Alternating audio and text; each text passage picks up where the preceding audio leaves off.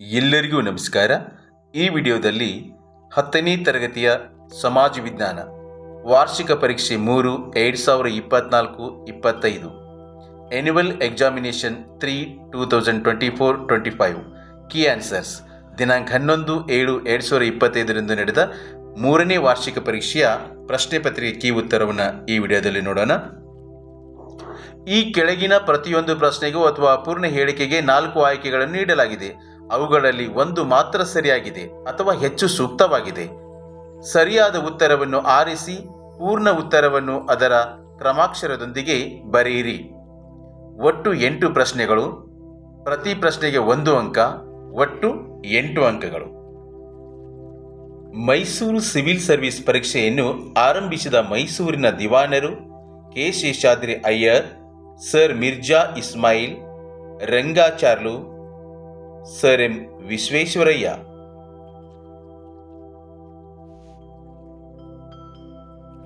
A. K. Seshadri Iyer. ಸ್ವಾತಂತ್ರ್ಯ ನಂತರದ ಭಾರತದಲ್ಲಿ ಭಾಷೆಯ ಆಧಾರದ ಮೇಲೆ ರಚನೆಯಾದ ಮೊದಲ ರಾಜ್ಯ Karnataka, Andhra Pradesh, Goa, Tamil Nadu. B. Andhra Pradesh.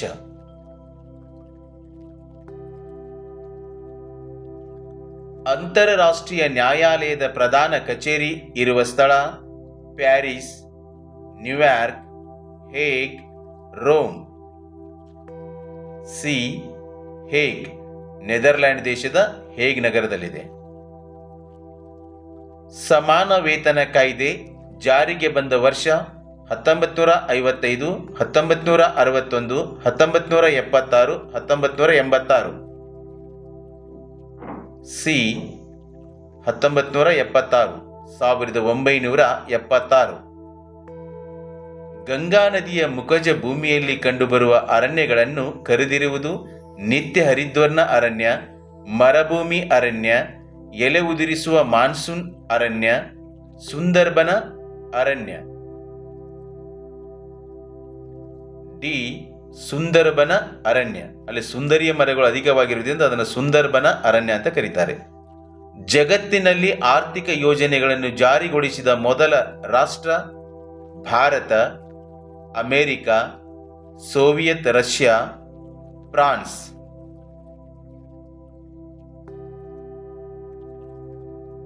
C. Soviet Russia. 20ನೇ ಶತಮಾನದ ಅದ್ಭುತ ಲೋಹ ಚಿನ್ನ, ಅಲ್ಯೂಮಿನಿಯಂ, ಬೆಳ್ಳಿ, ತಾಮ್ರ. ಬಿ. ಅಲ್ಯೂಮಿನಿಯಂ. ಬ್ಯಾಂಕಿನಲ್ಲಿ ದಿನಕ್ಕೆ ಎಷ್ಟು ಬಾರಿಯಾದರೂ ವ್ಯವಹರಿಸಬಹುದಾದ ಬ್ಯಾಂಕ್ ಖಾತೆಯು ಉಳಿತಾಯ ಖಾತೆ, ಚಾಲ್ತಿ ಖಾತೆ, ಆವರ್ತ ಠೇವಣಿ ಖಾತೆ, ನಿಶ್ಚಿತ ಠೇವಣಿ ಖಾತೆ. Answer B. ಚಾಲ್ತಿ ಖಾತೆ, ಕರೆಂಟ್ ಅಕೌಂಟ್.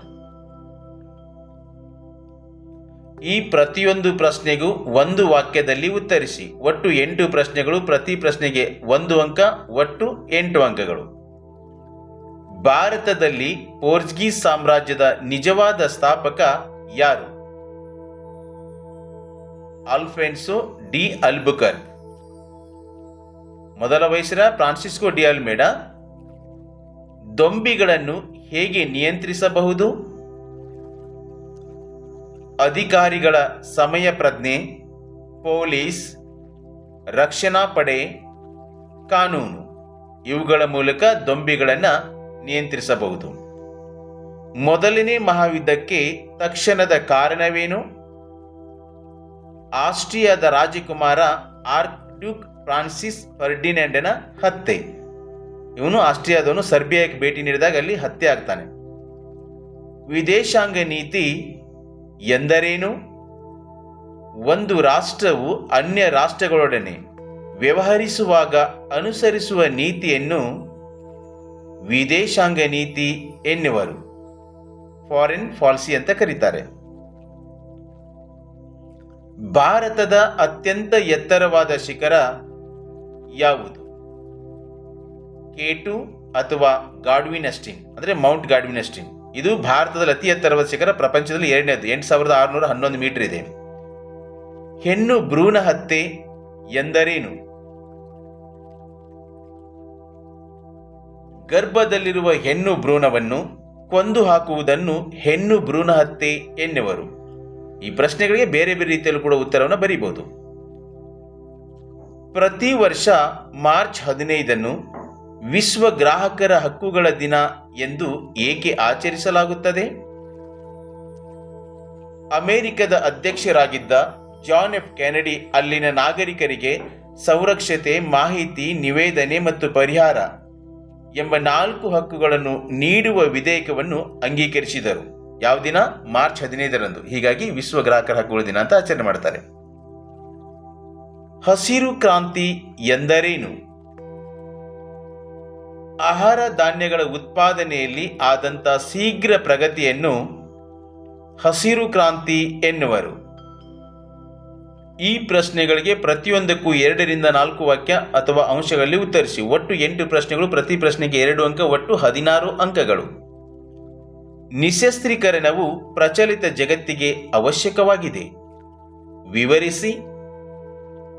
ವಿಶ್ವದಾದ್ಯಂತ ಭಯ, ಅಸ್ಥಿರತೆಯ ಸೃಷ್ಟಿ, ಯುದ್ಧದ ಸಂಭವನೀಯತೆ, ವಿಶ್ವ ಶಾಂತಿ ಸ್ಥಾಪನೆಗೆ ಅಡ್ಡಿ, ಆರ್ಥಿಕ ನಷ್ಟ, ಆರ್ಥಿಕ ಸ್ಥಿರತೆ, ಶಸ್ತ್ರಾಸ್ತ್ರಗಳ ತೀವ್ರ ಪೈಪೋಟಿಯನ್ನು ನಿಲ್ಲಿಸಲು ಇಂದಿನ ಮುಂದಿನ ವಿಶ್ವದ ಉಳಿವಿಗೆ.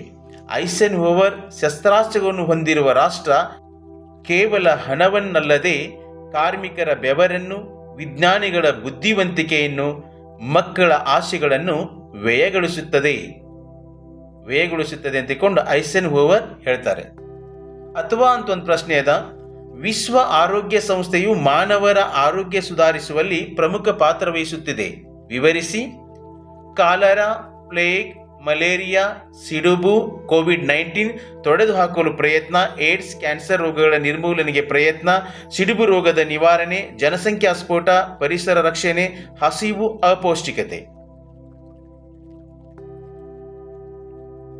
ಅಸಂಘಟಿತ ವಲಯ ಎದುರಿಸುತ್ತಿರುವ ಸಮಸ್ಯೆಗಳಾವುವು?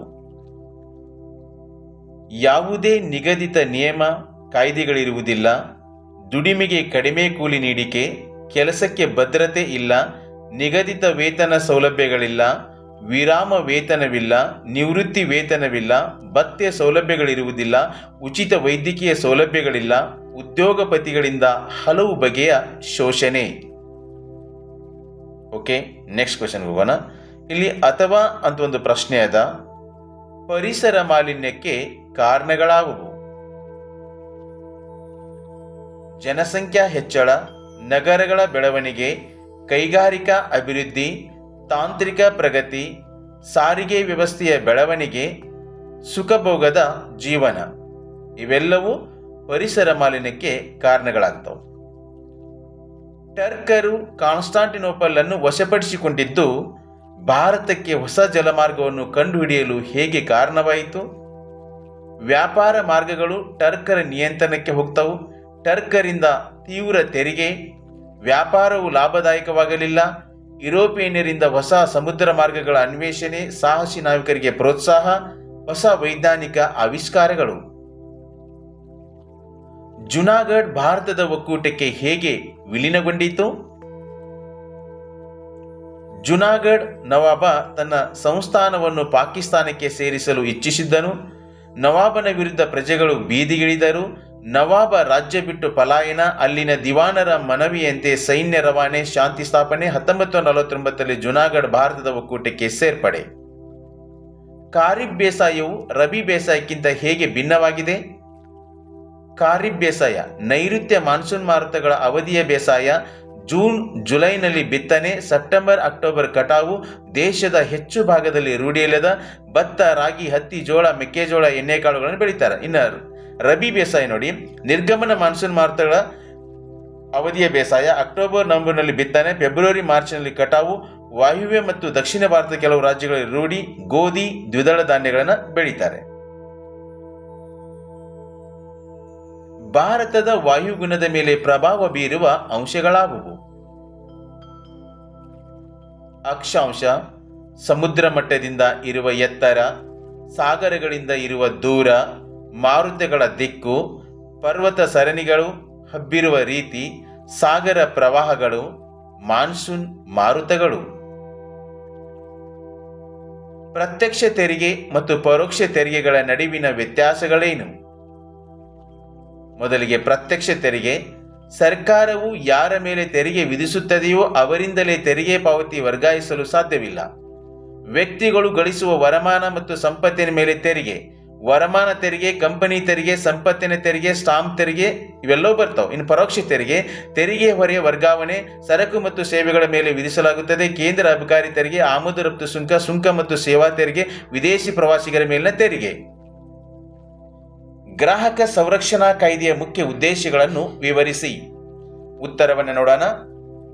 ಸುರಕ್ಷತೆ ಮತ್ತು ಗುಣಮಟ್ಟಕ್ಕೆ ಪ್ರಾಶಸ್ತ್ಯ, ಅಪಾಯಕಾರಿ ವಸ್ತುಗಳ ತಯಾರಿಕೆ ಮಾರಾಟದಿಂದ ರಕ್ಷಣೆ, ಅನುಚಿತ ವ್ಯವಹಾರ ಪದ್ಧತಿಗಳನ್ನು ತಡೆಯುವುದು, ಗುಣಮಟ್ಟ, ಅಳತೆ, ತೂಕ, ಬೆಲೆಗಳ ಮೇಲೆ ನಿಗಾ, ತೊಂದರೆಗೆ ಒಳಗಾದ ಗ್ರಾಹಕರಿಗೆ ಸೂಕ್ತ ಪರಿಹಾರ, ಗ್ರಾಹಕ ಶಿಕ್ಷಣದ ಅರಿವು, ಯೋಗ್ಯ ಬೆಲೆಗೆ ಉತ್ತಮ ಗುಣಮಟ್ಟದ ವಸ್ತು ಸೇವೆ ದೊರೆಯುವಂತೆ ಮಾಡುವುದು. ಈ ಪ್ರಶ್ನೆಗಳಿಗೆ ಪ್ರತಿಯೊಂದಕ್ಕೂ 6 ವಾಕ್ಯ ಅಥವಾ ಅಂಶಗಳಲ್ಲಿ ಉತ್ತರಿಸಿ. ಒಟ್ಟು 9 ಪ್ರಶ್ನೆಗಳು, ಪ್ರತಿ ಪ್ರಶ್ನೆಗೆ 3 ಅಂಕಗಳು, ಒಟ್ಟು 27 ಅಂಕಗಳು. ಸಹಾಯಕ ಸೈನ್ಯ ಪದ್ಧತಿಯು ಭಾರತೀಯ ರಾಜರನ್ನು ನಿಯಂತ್ರಿಸಲು ಬ್ರಿಟಿಷರಿಗೆ ಹೇಗೆ ಸಹಾಯಕವಾಯಿತು? ಭಾರತೀಯ ರಾಜರು ಬ್ರಿಟಿಷ್ ಸೇನಾ ತುಕಡಿಯನ್ನು ತನ್ನ ರಾಜ್ಯದಲ್ಲಿ ಇರಿಸಿಕೊಳ್ಳಬೇಕು. ಸೇನೆಯ ವೇತನ ಮತ್ತು ನಿರ್ವಹಣೆ ಸಂಬಂಧಪಟ್ಟ ವೆಚ್ಚ ರಾಜ್ಯವೇ ಭರಿಸುವುದು. ಆಸ್ಥಾನದಲ್ಲಿ ಬ್ರಿಟಿಷ್ ರೆಸಿಡೆಂಟ್ನ ನೇಮಕ. ಬ್ರಿಟಿಷರ ಅನುಮತಿ ಇಲ್ಲದೆ ಯಾವುದೇ ಯುರೋಪಿಯನ್ನರನ್ನು ನೇಮಕಕ್ಕೆ ನಿರ್ಬಂಧ. ಯುದ್ಧ, ಶಾಂತಿ ಸಂಧಾನ ಮಾಡಿಕೊಳ್ಳಲು ಗವರ್ನರ್ ಜನರಲ್ನಿಂದ ಸಮ್ಮತಿ ಕಡ್ಡಾಯ. ಕಂಪನಿಯಿಂದ ರಾಜ್ಯಕ್ಕೆ ಆಂತರಿಕ ಮತ್ತು ಬಾಹ್ಯ ದಾಳಿಗಳಿಂದ ರಕ್ಷಣೆ ಭರವಸೆ. ಹೈದರಾಬಾದ್, ಮೈಸೂರು, ತಂಜಾವೂರು, ಮರಾಠ, ಆರ್ಕಾಟ್, ಪುಣಾ, ಬೀರಾರ್, ಗ್ವಾಲಿಯರ್ ಮೊದಲಾದ ರಾಜ್ಯಗಳು ಒಪ್ಪಂದಕ್ಕೆ ಒಳಪಟ್ಟವು. ಅಥವಾ ಅಂತ ಒಂದು ಪ್ರಶ್ನೆ ಅದ. ದಯಾನಂದ ಸರಸ್ವತಿಯವರು ಭಾರತೀಯ ಸಮಾಜವನ್ನು ಸುಧಾರಿಸಲು ಹೇಗೆ ಪ್ರಯತ್ನಿಸಿದರು? ಆರ್ಯ ಸಮಾಜದ ಸ್ಥಾಪನೆ, ವೇದಗಳು ಸತ್ಯ ಮತ್ತು ಜ್ಞಾನದ ಮೂಲ, ವೇದಗಳಿಗೆ ಹಿಂದಿರುಗಿ, ವಿಗ್ರಹಾರಾಧನೆ, ಜಾತಿ ಪದ್ಧತಿಯ ಖಂಡನೆ, ಜಾತಿಯು ಯೋಗ್ಯತೆಯಿಂದ ಹೊರತು ಹುಟ್ಟಿನಿಂದಲ್ಲ, ಸ್ವದೇಶಿ ಮತ್ತು ವಸ್ತು ಬಳಕೆಗೆ ಕರೆ, ವಿಧವಾ ವಿವಾಹವನ್ನು ಪ್ರೋತ್ಸಾಹಿಸಿದರು, ಸತ್ಯಾರ್ಥ ಪ್ರಕಾಶ್ ಕೃತಿ ರಚನೆ, ಶುದ್ಧಿ ಚಳವಳಿ ಆರಂಭಿಸಿದರು, ಶಾಲಾ ಕಾಲೇಜುಗಳ ಸ್ಥಾಪನೆ, ಸ್ವರಾಜ್ಯ, ಸ್ವಧರ್ಮದ ಬೋಧನೆ, ಸ್ವತಂತ್ರ ಹೋರಾಟಕ್ಕೆ ಪ್ರೇರಣೆ, ಸ್ವಾಭಿಮಾನ, ಸ್ವಾವಲಂಬನೆ, ಭಾರತೀಯರಿಗೆ ಭಾರತ. ಉದ್ಯಮಿಗಳ ಗುಣಲಕ್ಷಣಗಳಾವುವು?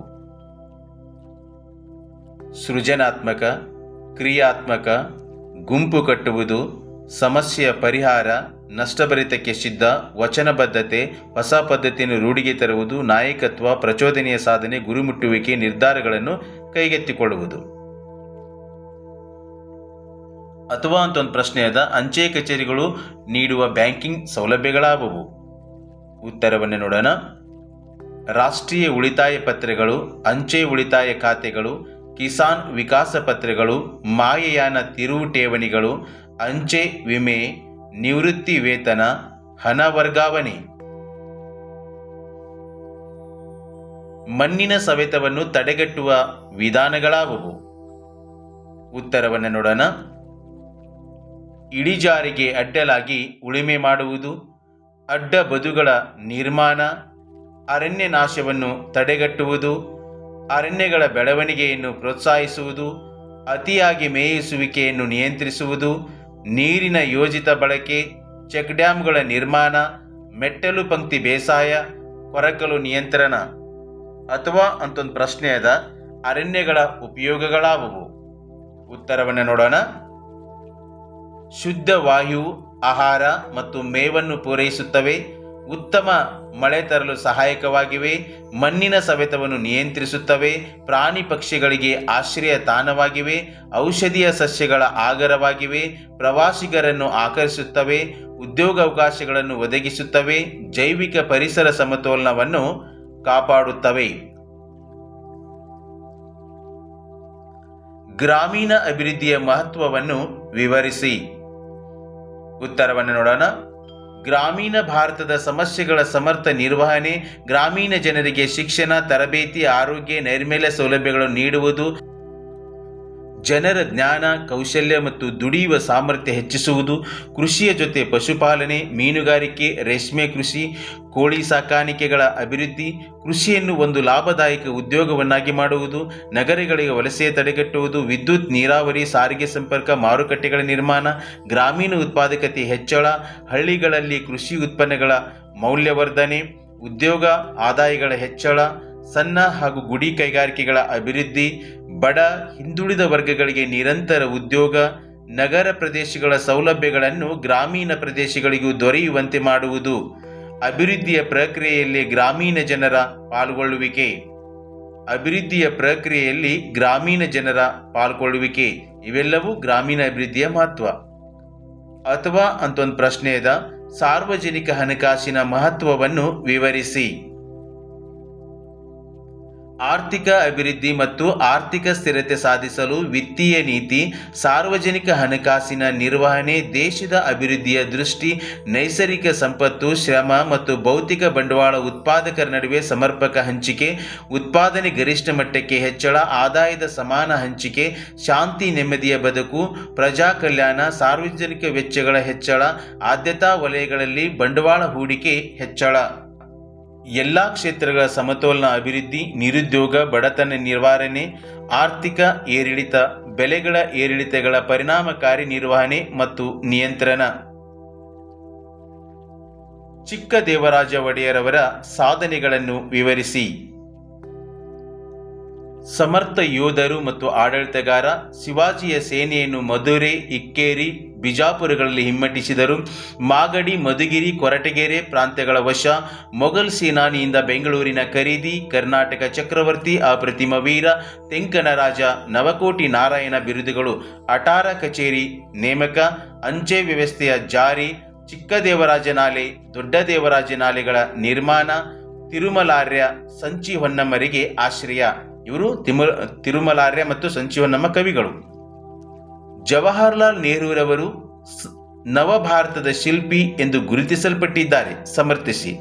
ಸರ್ದಾರ್ ವಲ್ಲಭಭಾಯ್ ಪಟೇಲ್ ನೇತೃತ್ವದಲ್ಲಿ ದೇಶೀಯ ಸಂಸ್ಥಾನಗಳ ವಿಲೀನೀಕರಣ, ಭಾಷಾವಾರು ಪ್ರಾಂತ್ಯಗಳ ರಚನೆ, ಪ್ರಜಾಪ್ರಭುತ್ವ ತಳಹದಿ, ಮಿಶ್ರ ಆರ್ಥಿಕ ನೀತಿ, ಬೃಹತ್ ಕೈಗಾರೀಕರಣದಿಂದ ದೇಶದ ಅಭಿವೃದ್ಧಿ ಸಾಧ್ಯ, ಕೈಗಾರೀಕರಣದ ಶಿಲ್ಪಿ, ಪಂಚವಾರ್ಷಿಕ ಯೋಜನೆಗಳು, ಅಲಿಪ್ತ ನೀತಿ, ಪಂಚಶೀಲ ತತ್ವ, ಶಾಂತಿ ಸಹಬಾಳ್ವೆಯ ಸೂತ್ರ. ಸಾರ್ವಜನಿಕ ಆಡಳಿತದ ಪ್ರಾಮುಖ್ಯತೆ ಹೆಚ್ಚುತ್ತಿದೆ ಏಕೆ? ಪೊಲೀಸ್ ರಾಜ್ಯದಿಂದ ಸುಖಿ ರಾಜ್ಯವಾಗಿ ಬದಲಾವಣೆ, ಮಾನವನ ಸರ್ವಾಂಗೀಣ ಅಭಿವೃದ್ಧಿ, ಮಾನವ ಸಮಾಜದ ಅಳಿವು ಉಳಿವು, ವ್ಯಕ್ತಿಗಳೆಲ್ಲರೂ ಹುಟ್ಟಿನಿಂದ ಸಾಯುವವರೆಗೆ ಸಾರ್ವಜನಿಕ ಆಡಳಿತ ವ್ಯವಸ್ಥೆಗೆ ಒಳಪಟ್ಟಿರುತ್ತಾರೆ. ರಾಜ್ಯ ವ್ಯವಸ್ಥೆಯ ಹೃದಯ. ಸಾರ್ವಜನಿಕ ಆಡಳಿತ ಇಲ್ಲದ ರಾಜ್ಯದ ಕಲ್ಪನೆ ಇಲ್ಲ. ಆಧುನಿಕ ರಾಜ್ಯ ಆಡಳಿತಾತ್ಮಕ ರಾಜ್ಯ. ಸರ್ಕಾರದ ಆಧಾರ ಸ್ತಂಭ. ಸಾರ್ವಜನಿಕ ಹಿತಾಸಕ್ತಿ ಕಾಪಾಡಲು ಸೇವೆ ಸಲ್ಲಿಸುತ್ತಿದೆ. ಕಾನೂನು ಮತ್ತು ನೀತಿಗಳ ಅನುಷ್ಠಾನ. ಸಾಮಾಜಿಕ ಭದ್ರತೆಯನ್ನು ದೃಢಪಡಿಸುತ್ತದೆ. ಶಾಸಕಾಂಗ ಮತ್ತು ಕಾರ್ಯಾಂಗಕ್ಕೂ ಸಹಾಯ ಮಾಡುತ್ತದೆ. ಇತ್ತೀಚಿನ ದಿನಗಳಲ್ಲಿ ಅಸ್ಪೃಶ್ಯತೆ ಆಚರಣೆ ಕಡಿಮೆಯಾಗುತ್ತಿದೆ ಏಕೆ? ಅಂದರೆ ನಿವಾರಣಾ ಕ್ರಮಗಳನ್ನು ಬರೀಬೇಕಾಗುತ್ತೆ. ಎಲ್ಲ ಧರ್ಮದವರಿಗೂ ಎಲ್ಲ ರೀತಿಯ ಸೌಲಭ್ಯಗಳು ಸಂವಿಧಾನಾತ್ಮಕವಾಗಿ ದೊರೆಯುತ್ತವೆ. ಹಿಂದುಳಿದ ಜಾತಿ ವರ್ಗದವರಿಗೆ ವಿಶೇಷ ಸೌಲಭ್ಯ. ಸಂವಿಧಾನದ 17ನೇ ವಿಧಿಯ ಪ್ರಕಾರ ಅಸ್ಪೃಶ್ಯತೆ ಆಚರಣೆಯು ನಿಷೇಧ. 1955ರಲ್ಲಿ ಅಸ್ಪೃಶ್ಯತಾ ಅಪರಾಧಗಳ ಕಾಯ್ದೆ ಜಾರಿಗೆ. 1976ರಲ್ಲಿ ನಾಗರಿಕ ಹಕ್ಕುಗಳ ಸಂರಕ್ಷಣಾ ಕಾಯ್ದೆ ಎಂದು ಮಾರ್ಪಾಡು. ಈ ಕಾಯ್ದೆಯಂತೆ ಅಸ್ಪೃಶ್ಯತೆ ಆಚರಣೆ ಶಿಕ್ಷಾರ್ಹ ಅಪರಾಧ. ಸಾರ್ವತ್ರಿಕ ಮತದಾನ ಹಾಗೂ ಸಮಾನತೆ ಹಕ್ಕು. ಶೈಕ್ಷಣಿಕ, ರಾಜಕೀಯ, ಆರ್ಥಿಕ ಮತ್ತು ಉದ್ಯೋಗ ಅವಕಾಶಗಳಲ್ಲಿ ಮೀಸಲಾತಿ. 1989ರ ಶಾಸನದಂತೆ ಅಸ್ಪೃಶ್ಯತೆ ನಿರ್ಮೂಲನೆ ರಾಜ್ಯ ಸರ್ಕಾರಗಳ ವಿಶೇಷ ಜವಾಬ್ದಾರಿ. ಎಲ್ಲ ನಾಗರಿಕರಿಗೆ ಸಮಾನ ಅವಕಾಶ ನೀಡಲು ಪ್ರಯತ್ನ. ಕೈಗಾರಿಕೆಗಳು ಕೆಲವು ಪ್ರದೇಶಗಳಲ್ಲಿ ಮಾತ್ರ ಕೇಂದ್ರೀಕೃತವಾಗಿರುತ್ತವೆ ಏಕೆ? ಇಲ್ಲಿ ಕೈಗಾರಿಕಾ ಸ್ಥಾನೀಕರಣದ ಮೇಲೆ ಪ್ರಭಾವ ಬೀರುವ ಅಂಶಗಳನ್ನು ಬರೀಬೇಕಾಗುತ್ತೆ. ಕಚ್ಚಾ ವಸ್ತುಗಳು, ಶಕ್ತಿ ಸಂಪನ್ಮೂಲಗಳು, ಮಾರುಕಟ್ಟೆ, ಸಂಚಾರ ಸೌಲಭ್ಯ, ಕಾರ್ಮಿಕರ ಪೂರೈಕೆ, ಬಂದರುಗಳ ಸೌಲಭ್ಯ, ಕಡಿಮೆ ದರದ ಭೂಮಿ, ತಾಂತ್ರಿಕತೆ, ನೀರಿನ ಲಭ್ಯತೆ, ಸರ್ಕಾರದ ನೀತಿ ನಿಯಮಗಳು, ಸೂಕ್ತವಾದ ವಾಯುಗುಣ. ಸರ್ಕಾರದ ನೀತಿ ನಿಯಮ, ಸೂಕ್ತವಾದ ವಾಯುಗುಣ. ಈ ಪ್ರಶ್ನೆಗಳಿಗೆ ಪ್ರತಿಯೊಂದಕ್ಕೂ 8 ವಾಕ್ಯ ಅಥವಾ ಅಂಶಗಳಲ್ಲಿ ಉತ್ತರಿಸಿ. ಒಟ್ಟು 4 ಪ್ರಶ್ನೆಗಳು. ಪ್ರತಿ ಪ್ರಶ್ನೆಗೆ 4 ಅಂಕಗಳು. ಒಟ್ಟು 16 ಅಂಕಗಳು. ಭಾರತದಲ್ಲಿ ಬ್ರಿಟಿಷ್ ಶಿಕ್ಷಣದಿಂದಾದ ಪರಿಣಾಮಗಳನ್ನು ವಿವರಿಸಿ. ಭಾರತೀಯರು ಆಧುನಿಕತೆ, ಜಾತ್ಯತೀತತೆ, ಪ್ರಜಾಪ್ರಭುತ್ವ, ವೈಜ್ಞಾನಿಕ ಆಲೋಚನಾ ಕ್ರಮಗಳನ್ನು ಬೆಳೆಸಿಕೊಂಡರು. ರಾಷ್ಟ್ರೀಯವಾದ ದೃಷ್ಟಿಕೋನ, ಸ್ಥಳೀಯ ಭಾಷೆಗಳು ಮತ್ತು ಸಾಹಿತ್ಯ ರಚನೆ, ಆಲೋಚನಾ ಕ್ರಮದಲ್ಲಿ ಏಕತೆ, ವೃತ್ತಿಪತ್ರಿಕೆಗಳ ಉಗಮ, ಬೆಳವಣಿಗೆ, ಬ್ರಿಟಿಷ್ ಆಡಳಿತದ ಬಗ್ಗೆ ವಿಮರ್ಶಾತ್ಮಕ ಅಭಿಪ್ರಾಯ, ಸಾಮಾಜಿಕ ಮತ್ತು ಧಾರ್ಮಿಕ ಸುಧಾರಣಾ ಚಳವಳಿಗಳು ಹುಟ್ಟಿಕೊಂಡವು. ಜೆ.ಎಸ್. ಮಿಲ್, ರೂಸೋ, ಮಾಂಟೆಸ್ಕ್ಯೂ ಚಿಂತಕರು ಆಲೋಚನಾ ಕ್ರಮದಲ್ಲಿ ನಾವೀನ್ಯತೆ, ಸ್ವಾತಂತ್ರ್ಯ ಚಳವಳಿಗಳ ಪ್ರಭಾವ, ಸಮೃದ್ಧ ಸಾಂಸ್ಕೃತಿಕ ಪರಂಪರೆಯ ಅರಿವು, ಹೊಸ ತಲೆಮಾರುಗಳ ಸೃಷ್ಟಿ ಅಥವಾ ಅಂತೊಂದು ಪ್ರಶ್ನೆ ಅದ. ಭಾರತದ ಸ್ವಾತಂತ್ರ್ಯ ಹೋರಾಟದಲ್ಲಿ ಮಂದಗಾಮಿಗಳ ಪಾತ್ರವನ್ನು ವಿವರಿಸಿ. ಭಾರತೀಯ ರಾಷ್ಟ್ರೀಯ ಕಾಂಗ್ರೆಸ್ಸಿನ ಪ್ರಾರಂಭದ 20 ವರ್ಷಗಳ ಮಂದಗಾಮಿ ಯುಗ. ಎಂ.ಜಿ. ರಾನಡೆ, ಸುರೇಂದ್ರನಾಥ್ ಬ್ಯಾನರ್ಜಿ, ದಾದಾಬಾಯಿ ನವರೋಜಿ, ಗೋಪಾಲ್ ಕೃಷ್ಣ ಗೋಖಲೆ.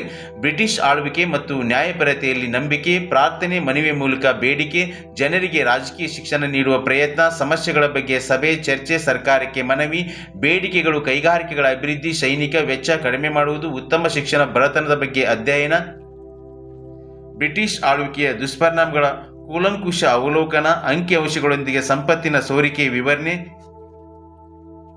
ಸಂಪತ್ತಿನ ಸೋರುವಿಕೆ ಸಿದ್ಧಾಂತ.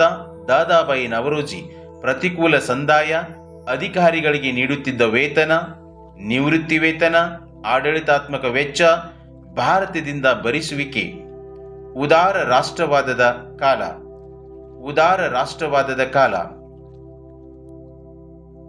1857ರ ದಂಗೆಯು ವಿಫಲವಾಗಲು ಕಾರಣಗಳೇನು? ಇಡೀ ಭಾರತವನ್ನು ವ್ಯಾಪಿಸಿರಲಿಲ್ಲ. ದೇಶದ ಬಿಡುಗಡೆಗಿಂತ ಸ್ವಹಿತಾಸಕ್ತಿ ಹಾಗೂ ಹಕ್ಕುಗಳಿಗೆ ಹೋರಾಟ. ಯೋಜಿತ ದಂಗೆಯಾಗಿರಲಿಲ್ಲ. ಅನಿರೀಕ್ಷಿತ ಕಾರಣಗಳಿಂದ ಪ್ರೇರೇಪಿತವಾಗಿತ್ತು. ಬ್ರಿಟಿಷ್ ಸೈನಿಕರಲ್ಲಿದ್ದ ಒಗ್ಗಟ್ಟು ಮತ್ತು ಭಾರತೀಯ ಸೈನಿಕರಲ್ಲಿದ್ದ ಭಿನ್ನತೆ. ಸೂಕ್ತ ಮಾರ್ಗದರ್ಶನ ಮತ್ತು ಶಿಸ್ತಿನ ಕೊರತೆ. ವ್ಯವಸ್ಥಿತ ಸಂಘಟನೆಯ ಕೊರತೆ. ಯುದ್ಧ ತಂತ್ರ, ಸೈನಿಕ ಪರಿಣಿತ, ಸೂಕ್ತ ನಾಯಕತ್ವದ ಕೊರತೆ. ನಿಶ್ಚಿತ ಗುರಿ ಹೊಂದಿರಲಿಲ್ಲ. ಹಲವಾರು ದೇಶೀಯ ಸಂಸ್ಥಾನಗಳ ರಾಜರು ಬ್ರಿಟಿಷರಿಗೆ ತೋರಿದ ನಿಷ್ಠೆ. ಸಿಪಾಯಿಗಳು ಮಾಡಿದ ಲೂಟಿ, ದರೋಡೆಗಳಿಂದ ಜನರ ವಿಶ್ವಾಸ ಕಳೆದುಕೊಂಡರು. ಇತ್ತೀಚಿನ ದಿನಗಳಲ್ಲಿ ಭಾರತದಲ್ಲಿ ಮಹಿಳೆಯರ ಸ್ಥಾನಮಾನ ಸುಧಾರಿಸುತ್ತಿದೆ. ಏಕೆ? ಮಹಿಳಾ ಮತ್ತು ಮಕ್ಕಳ ಅಭಿವೃದ್ಧಿ ಇಲಾಖೆ, ಸರ್ಕಾರಿ ಹುದ್ದೆಗಳಲ್ಲಿ ಮೀಸಲಾತಿ, ಮಹಿಳಾ ಆಯೋಗ, ಮಹಿಳಾ ಅಭಿವೃದ್ಧಿ ನಿಗಮ, ಸಖಿ ಒನ್ ಸ್ಟಾಪ್ ಸೆಂಟರ್, ಕೌಟುಂಬಿಕ ದೌರ್ಜನ್ಯದಿಂದ ಮಹಿಳೆಯರ ರಕ್ಷಣಾ ಕಾಯ್ದೆ 2025, ದುಡಿಯುವ ಸ್ಥಳದಲ್ಲಿ ಮಹಿಳೆಯರಿಗೆ ಲೈಂಗಿಕ ಕಿರುಕುಳ ನಿಷೇಧ 2013, ಕರ್ನಾಟಕದ ಸ್ಥಳೀಯ ಸಂಸ್ಥೆಗಳಲ್ಲಿ 50% ಸ್ಥಾನ ಮೀಸಲು, ಮಹಿಳಾ ಸಹಾಯವಾಣಿ 1091, ನಾರಿ ಶಕ್ತಿ ವಂದನಾ ಅಧಿನಿಯಮ, ವಿಧಾನಸಭೆಗಳಲ್ಲಿ 33% ಮೀಸಲಾತಿ, ಪ್ರಧಾನಮಂತ್ರಿ, ರಾಷ್ಟ್ರಪತಿ, ಇತರೆ ಉನ್ನತ ಹುದ್ದೆಗಳ ಅಲಂಕರಿಸಿ ಕರ್ತವ್ಯ ನಿರ್ವಹಣೆ. ಭೂಕಂಪನದಿಂದ ಉಂಟಾಗುವ ಪರಿಣಾಮಗಳನ್ನು ಎದುರಿಸಲು ತೆಗೆದುಕೊಳ್ಳಬಹುದಾದ ಮುನ್ನೆಚ್ಚರಿಕೆಯ ಕ್ರಮಗಳನ್ನು ವಿವರಿಸಿ.